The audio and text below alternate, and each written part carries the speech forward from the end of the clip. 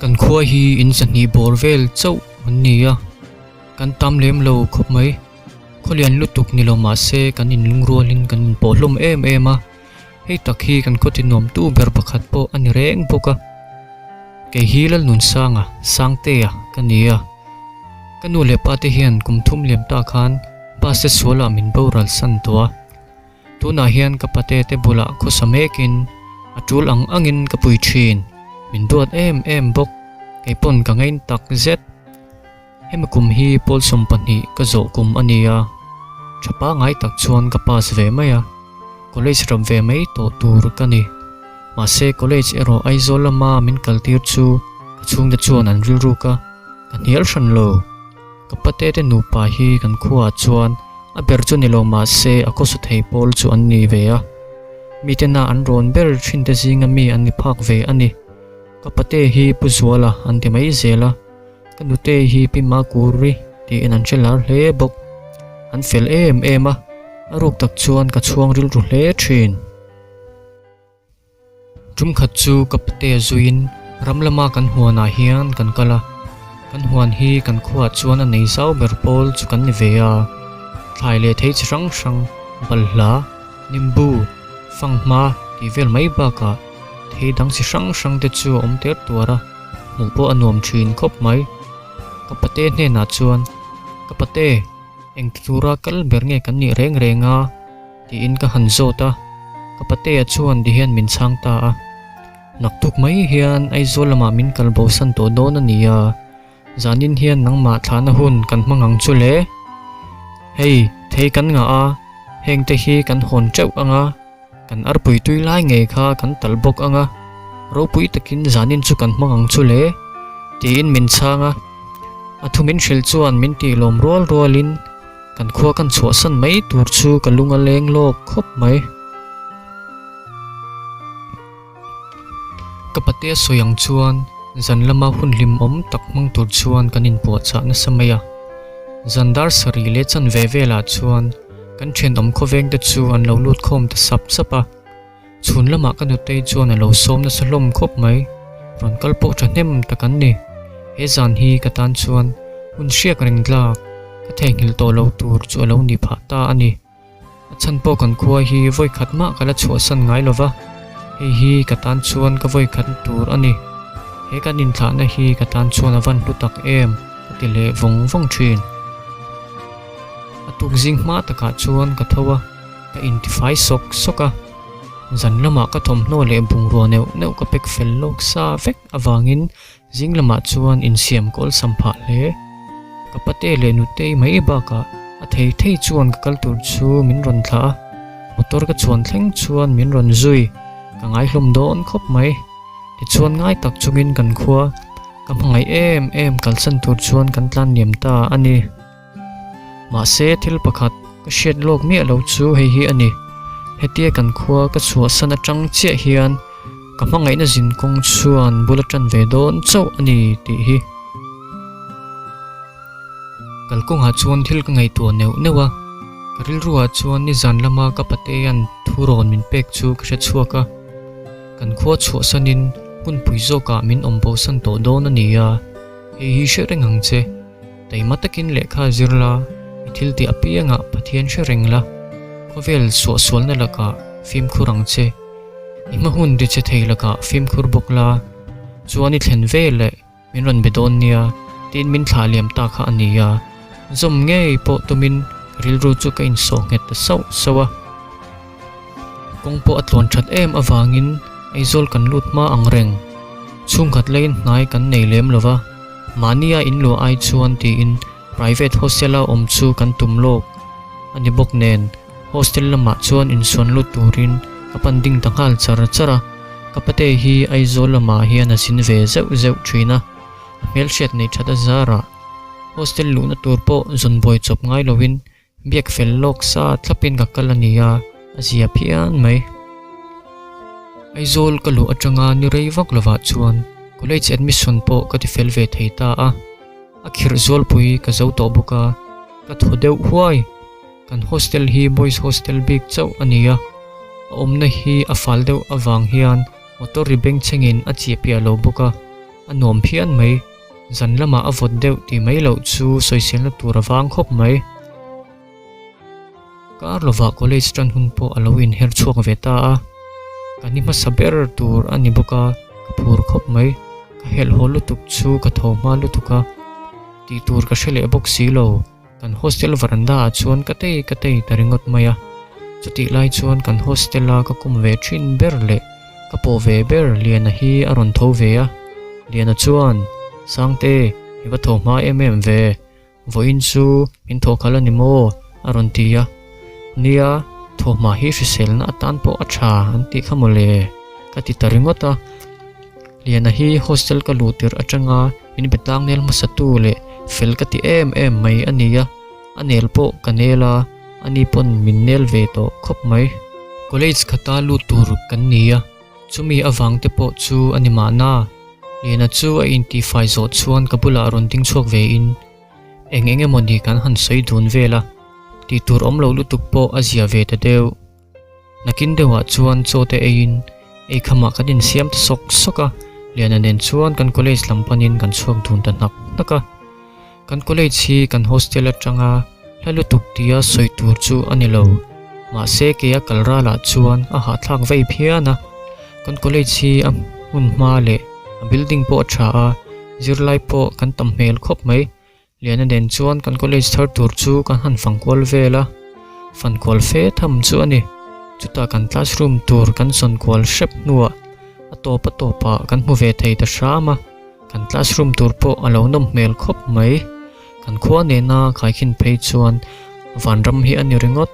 kani masaber ani awangin engte chiama kan zirlova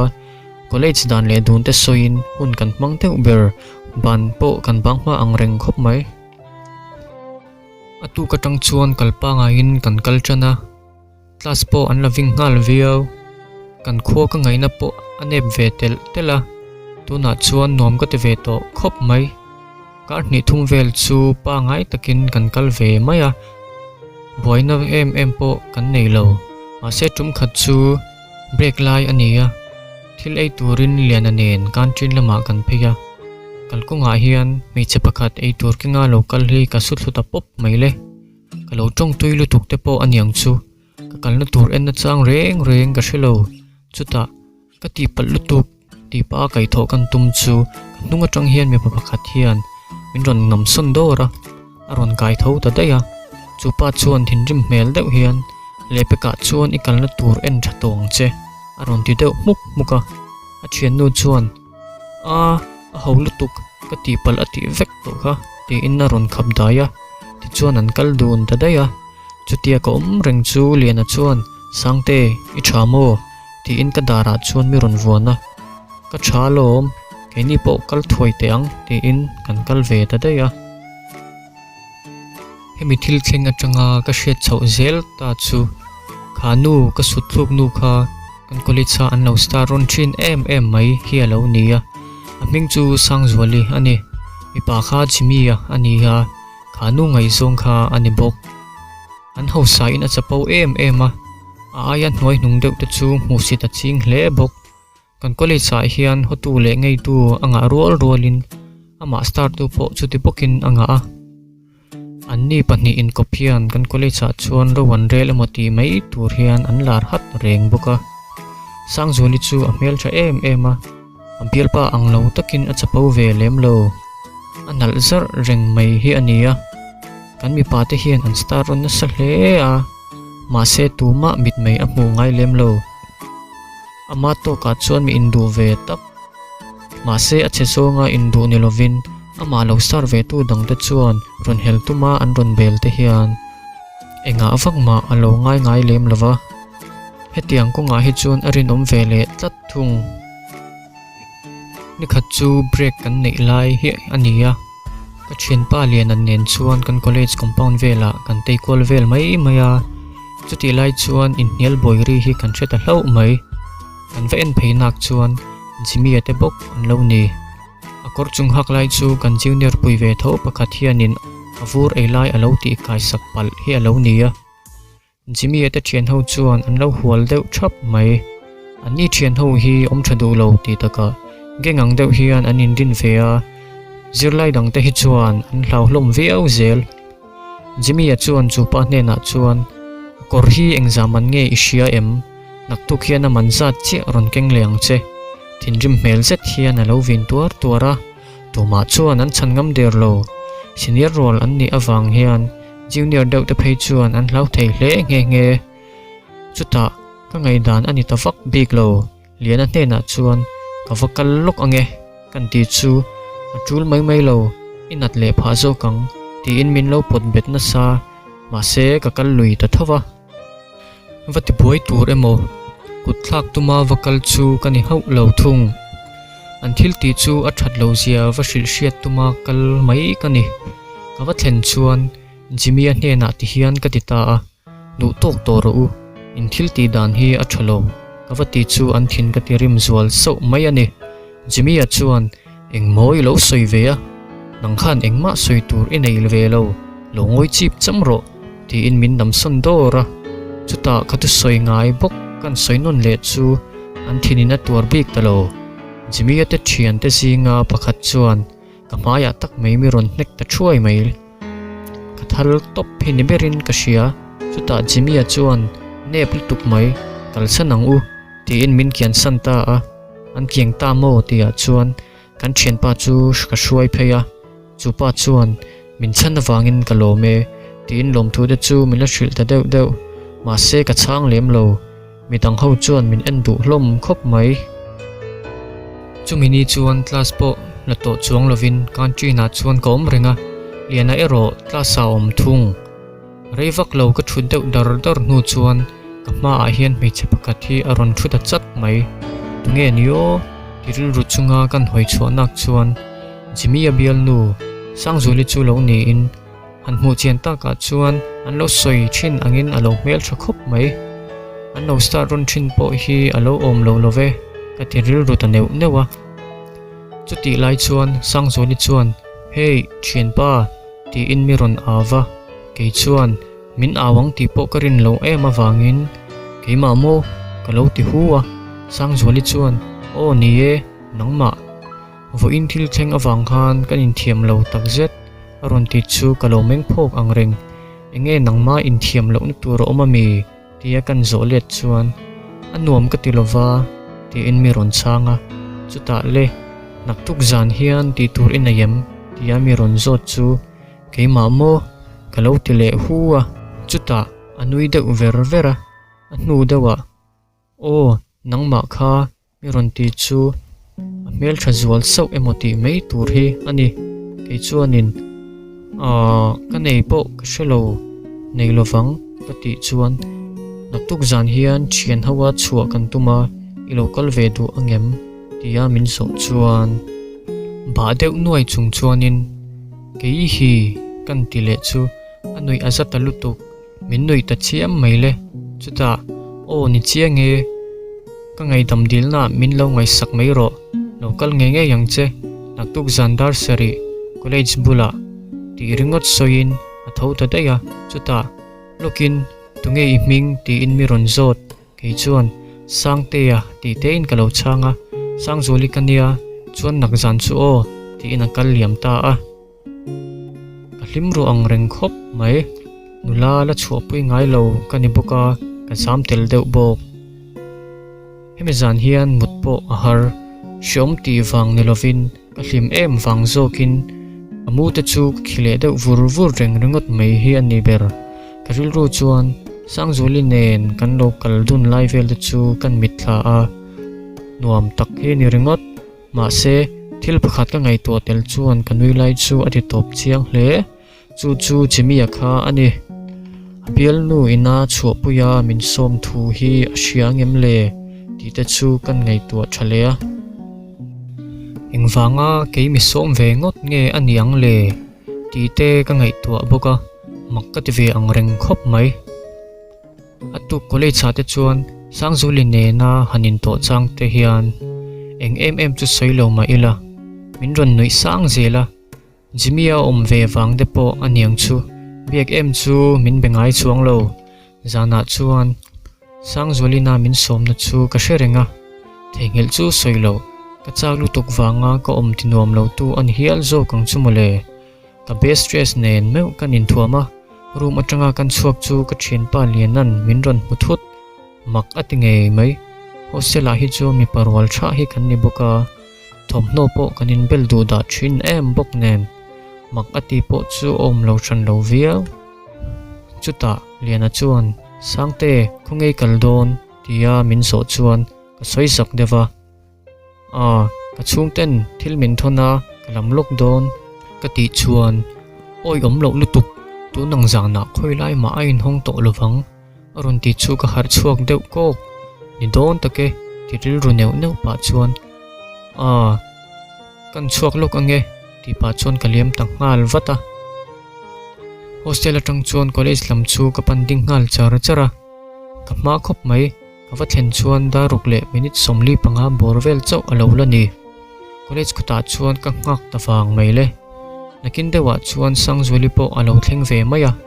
sana kan en chuan tar sari che alo ni hun chu avong dik klip klap khop mai ka tiril ru neu newa sang zoli chuan milong hak rem ka rei lo ti om tia mi ron zo chuan teu lo mai rei lo kei po ka thleng ve chia tin ka lo chhon vata chuta sang zoli chuan nang hi ka muto che em le o tin mi ron zo ta kei chuan nin muto ang ka sut thuk nu kha ini chuan tia kan chan chuan anui azangei mai ni don take ka khan nang ma ini mo tin min noi ta chiam maya kei po chu ka nui ve taringota chuta sang zoli chuan I local tak taka I fel ka ti min en karpa aron ti chuan ka zamlil ru ang reng khop mai ka ngoi da uwang wanga chuta ka thian te nen kan chuak don iti boksia khungei thian de chu tia kan zo chuan anui deuh se ya nia an man le lok veka ti in anui deuh vera anui lai hian a thale zola ni hi mole tirngot chu kalang ngoi tu le man peka chuta le sang zoli chuan local ro miron zoi top ro tia miron thil chuan eng soi set lovin ga zui ve thor ringota kalkonga te chuan muang changa kalpa in enge moni kan soi duna anu dewa chuan ti hian ka zota a jimian kanin mu hi a hria em ti in hetia ka zona aron chan dan atang hian engkim a aya fia le zolin ka hriat pha ta ani sang zoli chuan ti hian miron chang ta a jimia chuan a hre hau lovang hril chan dur po ka nei hlei nem aron ti chuan enge I soi om sia ti in dil chhun deuh tak hian ka lo zot le a sang zoli chuan nui deuh se hian ivan dil chhut reuh tak kan hril lo ma yang che jimia hi ka bial pa ani tiro tia mi ron zo chuan ania chuan ka lo ti chu ka soi zo ma in kha tak kha alom aron tile chu ka bo tul soi om zia chu ka bo tul mai chak deuh tak chuan ka zot ta chena sang zoli chuan ani lo ngai thlaro dil chhut pa kanui deuh vurvura jimia nen hian kanin ngai zong emo anti veka ka bial pa tura an ngai vek nangpon I ngai ve tho kha jime hi ka bial pa ani lova ka ngai zong heklo mi te bula hi chuan kanin ngai zong ang hian soina sa a chumi wang ania mi te hian in kop tura min ngai tia thil ni dan dik tak miron hril chuan makati in kameng phok ang reng chuan engma I soi chuang lo mi ti in kan zot non lea sang zoli chuan soilem lo mi te chuan an ngai in lo ngai ro se ke chuan enga tan ma ka ngai lo en tiknia ema chuan min mangai tu kani na ang anga min pom tu le min hrethiam tu hi kala tong ve nge yang ti in mi shilta a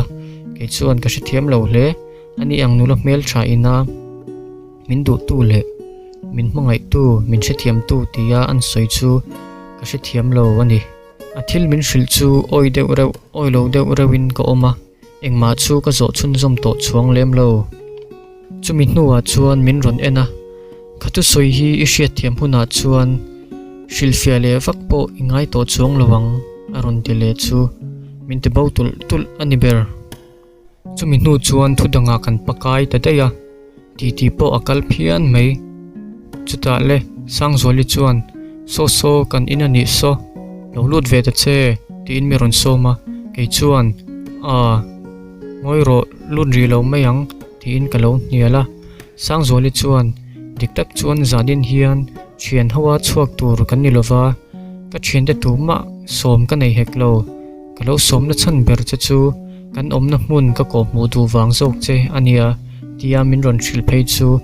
ma ai ma in mak ka ti zok enga ka ti huwa ania lom ni china ka soi zong zong po kha oi har sa iti ti ka hria lom ma se dot ka soi lo ania ti in sang zoli chuan mi ron hril non lea ke chuan ka ring che alom dot is soi ka ring lo shim shim ka ti chuan mi ron nui ver vera ani iron lut du box si lova ka ti lui lo mayang che zanin min chho pui du awangin kalome ti in mang thana thu te soin kanin thla liam ta a ke po let le in ril runom em nai box si nen chuan ko oma zan mun te chuan sang zuali hlir chuan karil ru alwa hemi zana tang hian sang zuali chu ka du ta em mai ani hemi nuwa tang hian sang zuali awangin ka college kal te chu anom pha ta hle a ka thian pa lian a chuan ka om dan chu mak ati khop mai enge tun lai hi I om zia minti zela kela chuan engma hril du hek lo min zot na sa tul mai si topa mei che du deuh ka nei ti in ka hril ta a abak chu ka soi chun zom du chuang lo ma se min zo chu ban sana hnekin ala war ta deuh dewa class lak lai te break lai te le eng thil po ka ti lai te chuan ka veibura jimmy nen chuan hudun fo ma ila ka thik to lem lo a chan chu ngai zong ani lo ti ka hriat tlat to awangin sang zuli nen po hian kanin hu changin akha tok chuan kanin beve ta fowa mihrim thei tak zong ani karil ru te chuan ka du ti hi hria se ka ti thin ma se kan ngei to chian hian hria se min lo du lo ta se ka ti le fowa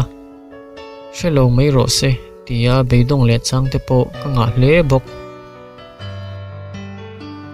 kan college po kan kaldon chau emo ti nak la in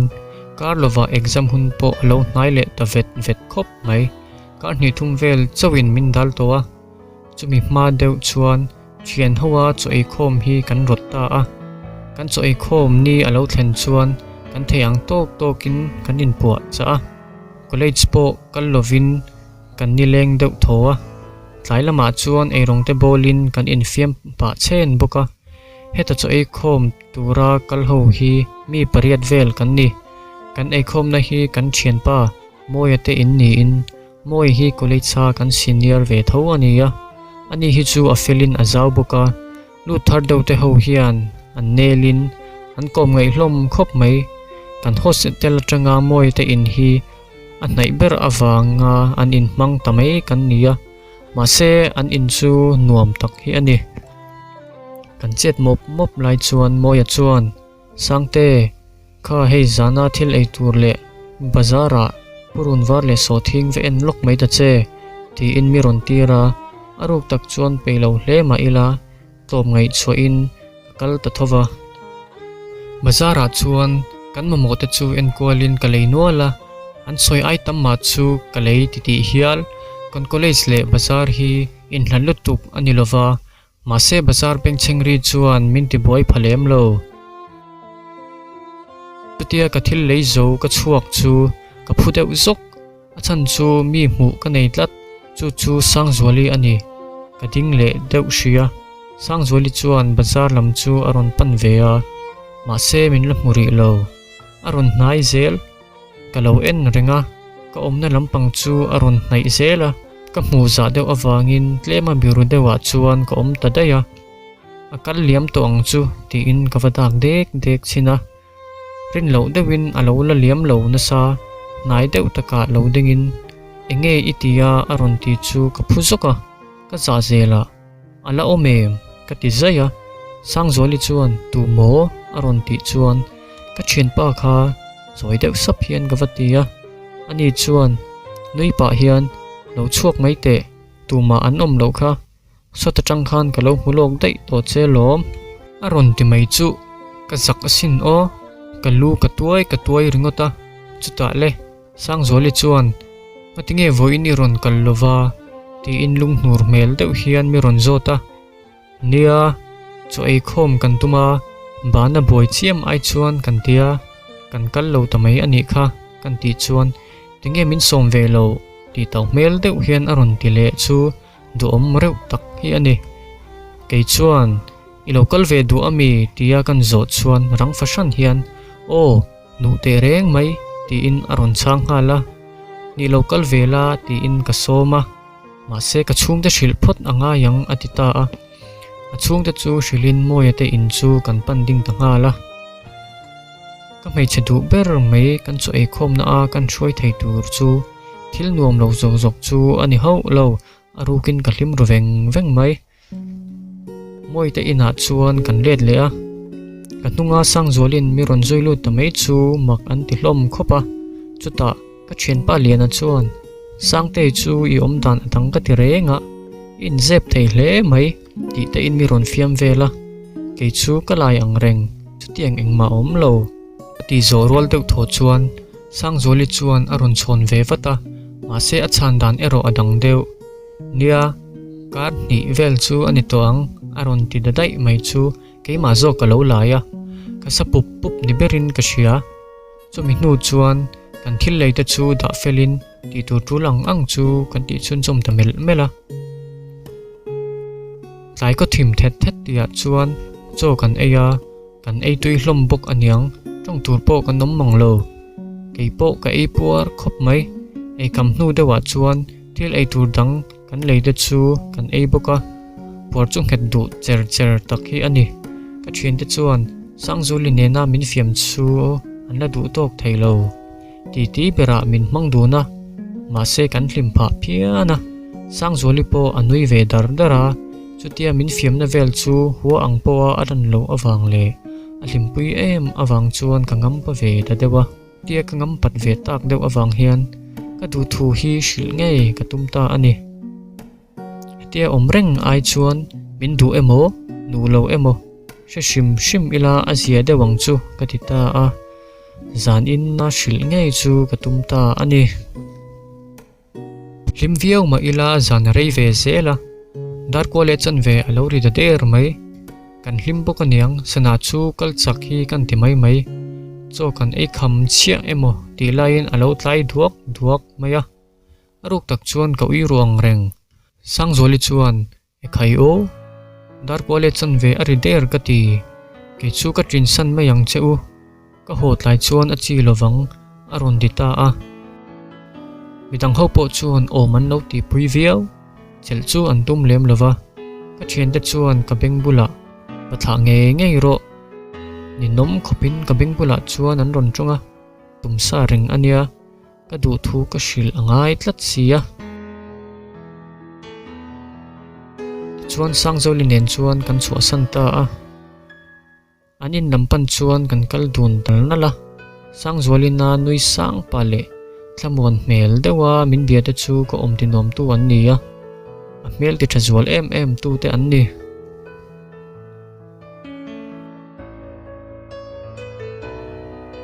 hemi zan hian borak chu a thiang nom em a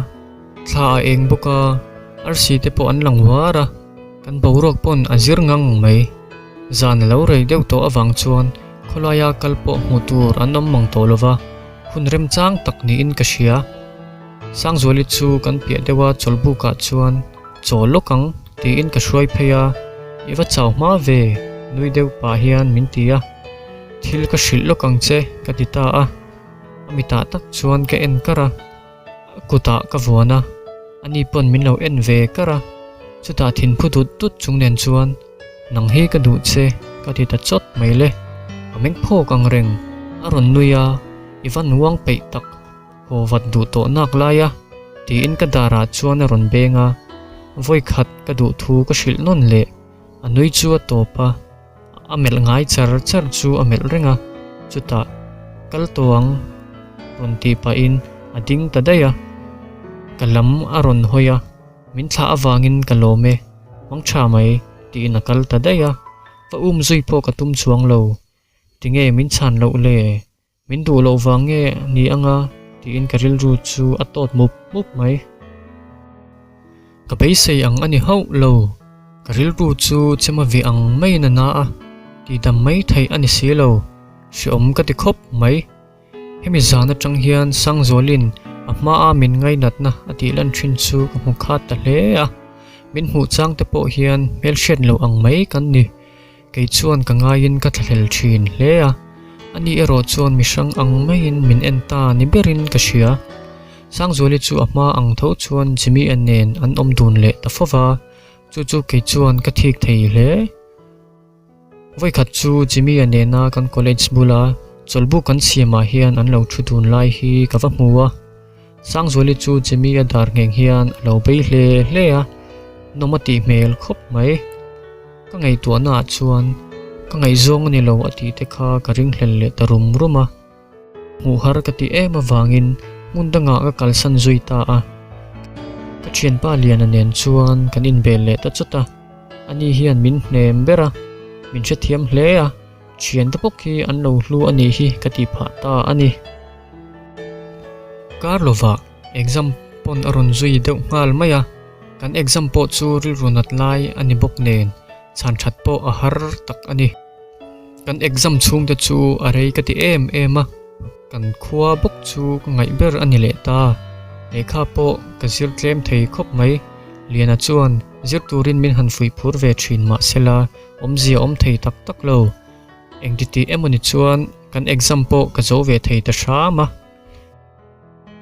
exam kan zo ni chuan kan college tol zol vela ngui tak hian kateya midang zo ve to te chu zelen mel taka an han omvel te chu ka hmuhloma ka ot khop mai ka kal zela ama a sang zoli le jimi ate lo thut na cholbu ka chuan ka thuluta ka hlim tak thei to lo ka indom kun ringa nakin te wa chuan sang zoli hi aron lang ve ta hlol mai ka bula chuan aron thu ve a iti thamo ti te chuan mi ron zota thalo ti ringot tin kalau changa ka mela lungai na lo lang chuak chu a hmu mai ka ring bik lo ma se sang zoli mela chuan engemoni tak zep nei mel hi ka mu ve tlat ama a melang kha apopik to haulo chuta ti hian ka zota a kala ka zepi nei ami ti in min ron en wanga mi ron chana tum lai tak chuan ral khata tang hian chimia hian sangzol ti in aron awa kakal ahun ni phot mai lawin en kol thala ti in chimia chu azui ta daya karil ru chuan athekin anakhop mai ka du thu ka lo hril ta te kha ka in chhir le ruma lo hril lo ta ila kan in komhlim le theizo kang ti te chu ka ngai to a reivak lova keipo ka ho ve ta ngala ka hun tonin azir wange kan kholam ka ngai wang zok hetia exam kan zo nu deuh mai hian kan kholam panin ka ho ve ta ngal maya kan khwa ka thlen hian ka chung na chuan min lo hmuwa ka kapatia chuan ka tom novel chu min khai saka ka khai thei alom ti tho ma ila min khai lui sak ta thowa in ka thlen chuan alo dang deuh huai hian ka hria in chung bung ro thar te chu mu tur alo oma anom mel to khop mai ka thlen ve le kan chol ha dam deuh songa kan utei chuan ka in bol na tur tui min lo lum sak boka ka motor chuan na ka taksa chaw de chu are deuh tia chuan intifain kan in ngei mea chuan kom ta heu mai ani hun te po alo liam ve zela kan khua kan omle tak nu hian kanun man dan chu ama ang bok kha ani le ma se sang zoli chu ka thei ngil thei tak lo kan khua a kan ti thin ang bokin kan huana chuan ka pate nen kan kal le ta fowa kan huana hnim le bollo om te chu kan ti fai dun thin kan thlam te chu tlema alo chen deuh to awangin kan han thom thamol mola heng thil zong kan han ti felzo meu chuan mas po alo nai to wara mas ma a ti tur tul ho kan han di zo man chu a thoven thak huai ma se ni tin mai chuan ka zia chu a zoi ta sheta a ma a hlim ve thei tak ni thin kha ka dang lam zowa ka chung ta chuan mak an ti hle hemi kum hian mas man po ka tui lem lo kan khua a kir le ai ma a ngai zok ka nei tlat chu sang zuali ani sang zuali chu ka mu le cha ka nga ya bula hun ka man lai te kha ka hriat chhuat chang piangin ka lung len chu a kai har le thin ka chung te le thin rual tha ten hlim tak maya an han mang thei te chu ka chak ve em a chung an hlim na ka ra chuan ngui tak chungin keima te in ka lo ve heu ringot mai thin ani midang ho chuan thil ti tur le chua ho ti vel an rot po in ka pe ngai lova kami zia lo danglam ta em chu mak an ti hle ani kum hlui thana po ka zia chu ka thlak lem chuang lova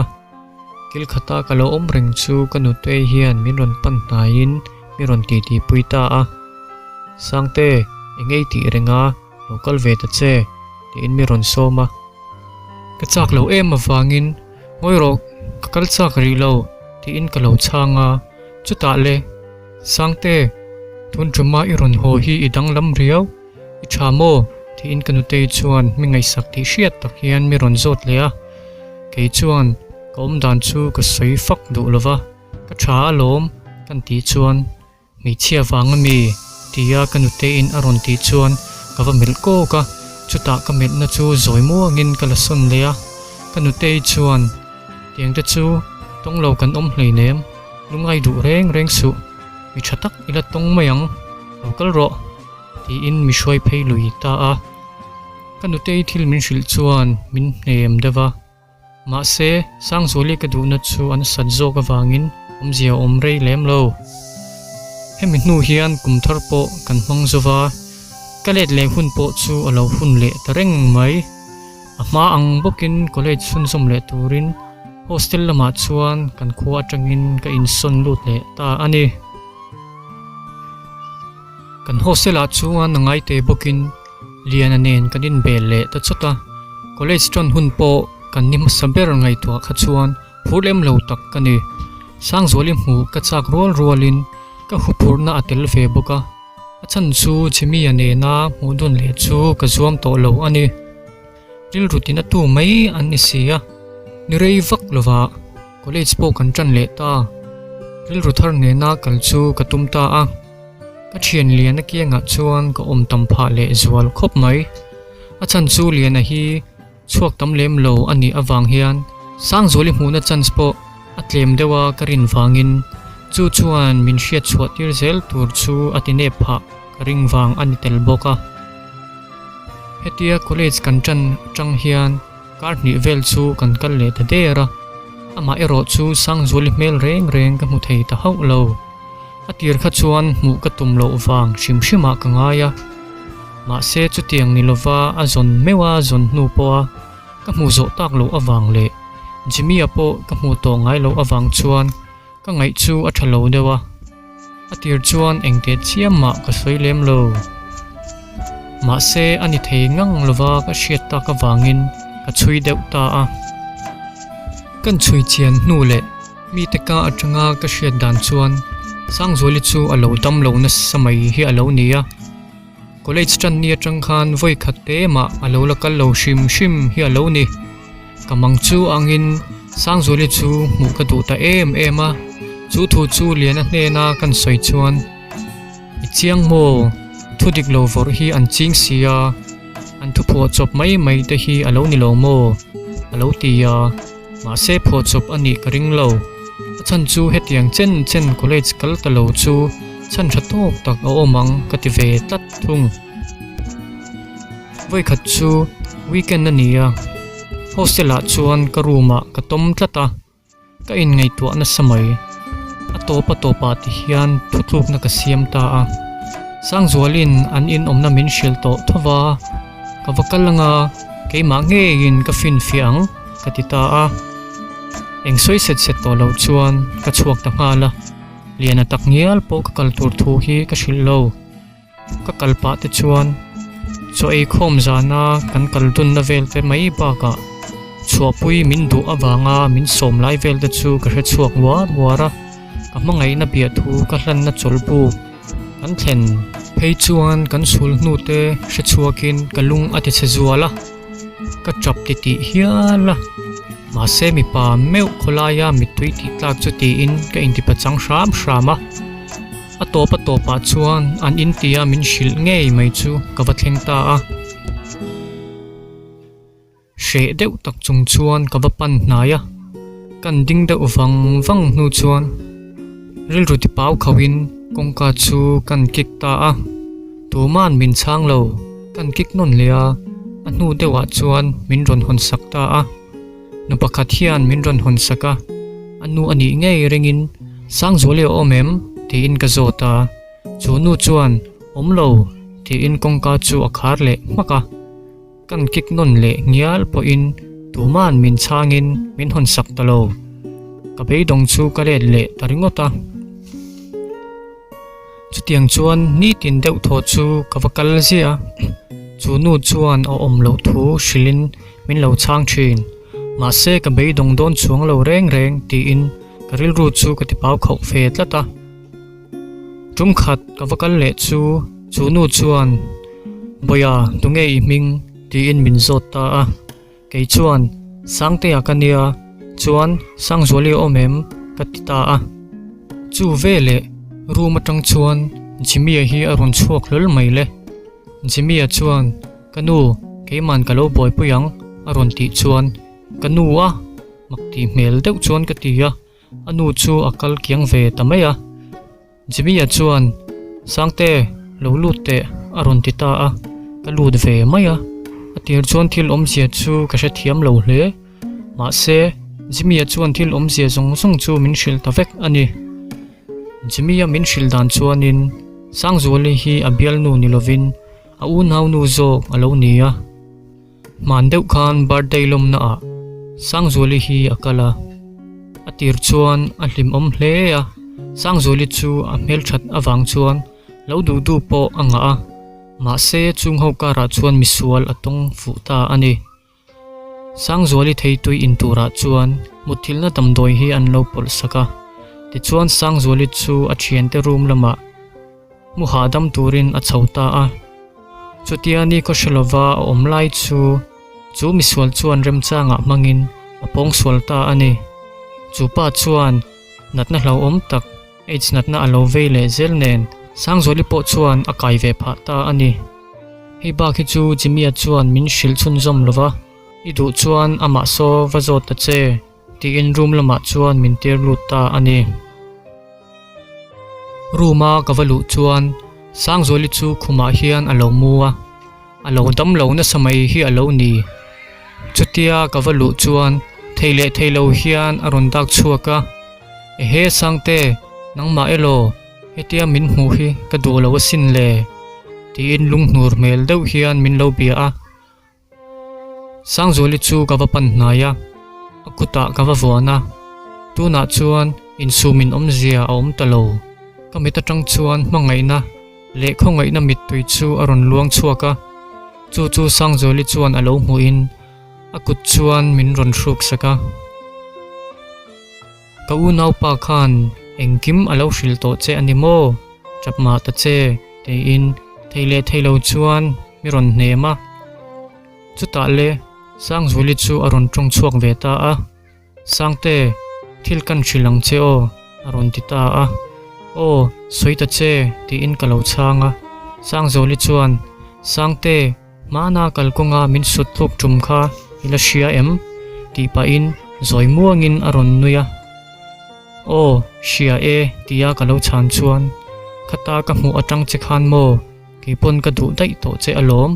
kolei cha te hian mu che hi ka chak thei lutuka ma se ka u hian min khap ve fo thin achan chu he kan dat na hi lo hre chuak ta la min kalsan du maya arin wangin keipo in chu karin dan ve tho ania ma se ka du na che chu ana sat em awangin ka in sum zo lo thin chu wang ania chuapuya ka ron som chat na chan che po kha baka ka unaw pa hian mi pa ina minzar boy thin chu adu lo awangin ka bial pa angin lem achang top na zela he hian min pui khop mai ma se ilaka hi chuan hetia kan ruam man na hi noksak ka ti chang po atam khop mai Mase tu na chuan zep sen po ani to lova ka hril tlang vek che ani hi sang zoli thumin hril chuan ka lung chu ati che hle a ka vakwa eng tin po lo omla eng angmi po lo nila ke chuan ka mangai reng thawang che ti in sang zoli chu ka kwa nget sawa sang zoli chuan iti tak tak mo ke ang mi bol lo hi min la mangai theyang mo chap deuh chunga aron ti chuan kum khua in ka mangai reng fawang che tia ka chan na chuan sang zoli bianga chuan mitui alwan tir ta zoi zoya duat tak chuan kan in kwa ta vong vonga hemi nuwa tang hi chuan sang zoli pon chote po ei vele thei chan to a atak sa chak lo po azia ve ta deuh sang zoli ne na kan hun nei tlem te chu am takin kan mang dun thina a hlim te yang ber chuan kan mang dun ta thin ani tlai khat chu tlai ni ta tur thlir pa in sang zoli ne na ama a kan omna cholbu ka chuan kan chol dun le ta a sang zoli chuan thil min hril le ta a sangte ama helai hmuna min du thu min hril kha ila hria em khata khan mo dik tak chuan keipon ka du lutuk che tia chan mai che kha ka duwa min du thu min hril khan ka lom zia chu ishi thiam lo zo kang ma se ka hnial che kha angai tlat sia khati lai ka chuan hril thei din hmuna che ka ding lo ani chuti ni lo seng chuan kwa che in icha nga ka be hle tur hi ania ti in mi hril ta a ke chuan tu na iti thei alom ti in ama kan ti ang bok chuan akut pani chu vuanin amita tak chuan ke en kara chuta ka mangai che ka ti ta a sang zoli chuan min en ve kara anui se ya keipon ka mangai che iron tilet ve in duat takin chutlai ni tatur hnoya chuan kanin kwa ta vong vong mai ani kumruk nuwa chuan kumruk zet alo liam le meu chuan college po chua san to in na chete chu ka chel ve a keima to ka chuan ka tlei ve viau ma salo ngai le to awang le ka chung te chuan min chana sat em awangin kan kholama man chu ka tumta a ti tur poimo ang tele nadang dang te kan zom fel meu chuan ka ho hun tur po atuk mai chu alo ni ta a chumi ma tlai ka ho ma deuh chuan hun pakata hian ka vakala chu mun chu alo re rui maya chutlai mun chu thlan mol ani chuta chuan thlan pakhat hi ka va panding ngal chuta chu thlan chu tu thlan dang ma ni lovin ka mangai em sang zoli thlan ani sang zoli hian college chua san nu kum khat liam er or chau tia hian anat na te tur lovin min boral san ta a ka tuar em a hriat thiam har ka ti hle bok sang zoli thlana chuan ka va thing noka ti hian ka va soita a sang zual eng tika ma ka thei ngil to lowang che ka mangai rengang chenga van rama chuan min lo muak don ania ti in ka pangpar ken chu na in kum khua atan sang zoli chu ka mang tha ta ani atop ta